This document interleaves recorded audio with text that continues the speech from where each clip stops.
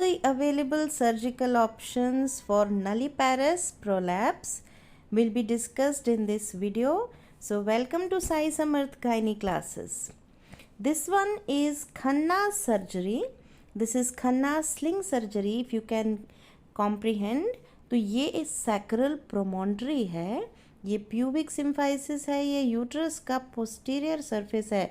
तो posterior surface of the isthmus of the uterus से मर्सलिन tape चला और ये रेट्रोपेरिटोनियली चल के कहाँ पर पहुँच रहा है, anterior superior iliac spines on both the sides. This was Khanna sling surgery और ये टेक्निकली थोड़ी दूसरी सर्जरीज के कंपैरिजन में, जैसे शिरोडकर्स के कंपैरिजन में ईजियर थी.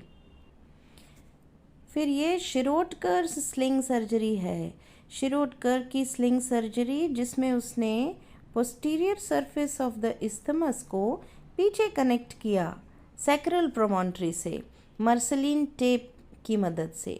मर्सलिन टेप्स यूज़ किए, पहले फेशियल यूज़ करते थे और अब मर्सलिन टेप उसका मॉडिफिकेशन, इसलिए क्योंकि बेटर होता है मर्सलिन टेप, इनर्ट भी होता है, कोई इरिटेशन उससे नहीं होता, स्ट्रेंथ ज़्यादा होती है और नॉन एब्जॉर्बेबल होता है. तो ये उसके एडवांटेजेस हैं. तो रेट्रोपेरिटोनियली चलने में राइट साइड में तो कोई प्रॉब्लम नहीं थी, तो राइट साइड में तो इट कुड गो इजीली और यहाँ से जाके और सैक्रल प्रोमोन्ट्री से कनेक्ट हो गया. लेकिन लेफ़्ट साइड में सिग्मॉइड कोलॉन होता है और सिग्मॉइड कोलॉन को डिस्प्लेस करना होता है, तब पीछे जा सकते हैं. ये एक प्रॉब्लम थी.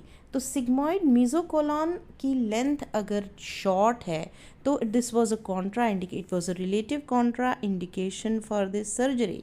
दूसरी प्रॉब्लम क्या थी कि ये जो सैक्रल प्रोमोन्ट्री है इसके ऊपर बहुत सारे sacral plexus होता है. ऑफ कोर्स बहुत सारे pre sacral vessels are there and injury to the pre sacral vessels can lead to torrential haemorrhage. तो अगर सैक्रल प्लेक्सस बहुत वैस्कुलैरिटी है वहाँ पर, तो it was a relative Contra indication for this kind of procedure. So this was Shirodkar surgery and it was technically a little bit difficult. Okay, now this is the third procedure. This is Purandare's procedure. Purandare ने तो simply this is the uterus और anterior surface of the isthmus of the uterus को सामने anterior abdominal wall से ही suspend कर दिया है. Rectus sheath की 2 स्ट्रिप्स उसने फैशन करे और एक तरफ से वो रेक्टस शीथ से ही अटैच्ड है और जो दूसरा उनका एंड है स्ट्रिप्स का, वो इंटरनल इंग्वाइनल रिंग से अंदर गया पेरिटोनियम के थ्रू और जाके और anterior surface of the isthmus of the uterus पे सस्पेंड हो गया. तो ये था पुरंदरेज स्लिंग सर्जरी. काफ़ी इजी था, easy to perform, blood loss भी कम था, पर इसमें 2-3 प्रॉब्लम्स थे. पहला प्रॉब्लम ये कि ये जो यूट्रस और ब्लैडर के बीच का फोल्ड था, पेरिटोनियल फोल्ड, ये ऑब्लिटरेट हो गया, तो एनाटॉमी डिस्टर्ब हो गई. दूसरी प्रॉब्लम ये रहती है, जब भी कभी यूट्रस को हम एंटीरियर एब्डोमिनल वॉल से सस्पेंड करते हैं तो वो विजाइना आगे की तरफ पुल हो जाती है, तो पोस्टीरियरली जो रेक्टोवेजाइनल स्पेस है वो बढ़ जाती है और एंट्रोसील होने की चांसेस बढ़ जाती हैं. थर्ड ड्रॉबैक ये था इस प्रोसीजर का, ये जो पुरंदरे का प्रोसीजर था उसका थर्ड ड्रॉबैक ये था कि उसने रेक्टस शीथ को यूज़ किया सस्पेंड करने के लिए नलिपैरस प्रोलैप्स को. और नलिपैरस प्रोलैप्स जब हुआ है तो आप रेक्टस शीथ पे रिलाई नहीं कर सकते, डेफिनेटली उसकी स्ट्रेंथ कम रही होगी. तो ये एक, इसीलिए ये सब इसके ड्रॉबैक्स थे.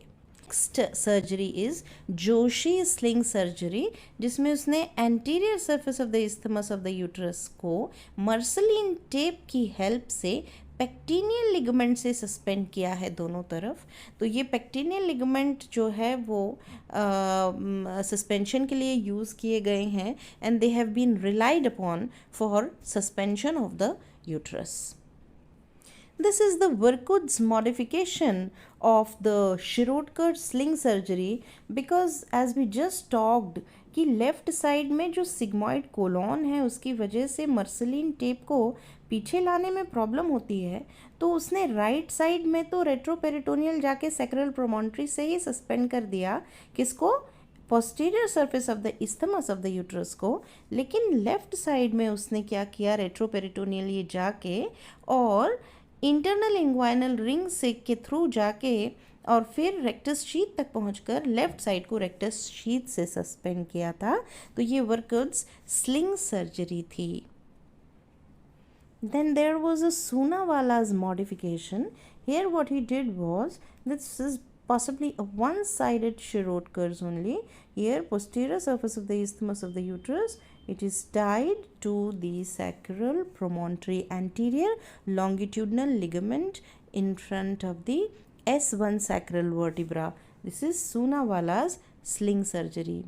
And besides these sling surgeries, you have sacrohysteropexy. तो एक होता है सैक्रोहिस्टेरोपेक्सी, जहाँ पे हम नलीपैरस प्रोलैप्स में यूट्रस को ही उसका जो पोस्टीरियर सरफेस है इस्थमस का, एक मर्सलिन टेप को दो पार्ट्स में फैशन करके दोनों तरफ स्टिच करके और पीछे हम आगे एंटीरियर लॉन्गिट्यूडनल लिगमेंट जो कि सैक्रल प्रोमोन्ट्री के ऊपर है उससे सस्पेंड कर रहे हैं. This is sacrohysteropexy. Again the complications can be a lot of haemorrhage from the presacral vessels, so you have to be careful, but otherwise this is a very good procedure. And the last surgical option that stays with us for nulliparous prolapse suspension is sacrospinous fixation. Yes, so starting from the ischial spines here up to the sacrum, here there is the sacrospinous ligament. The blue one you can see, that is the sacrospinous ligament. Now fixation is done about 2.5 to 3 centimeters medial to the ischial spines. Why? Because immediately after the ischial spines there are internal pudendal vessels which can be damaged leading to hemorrhage.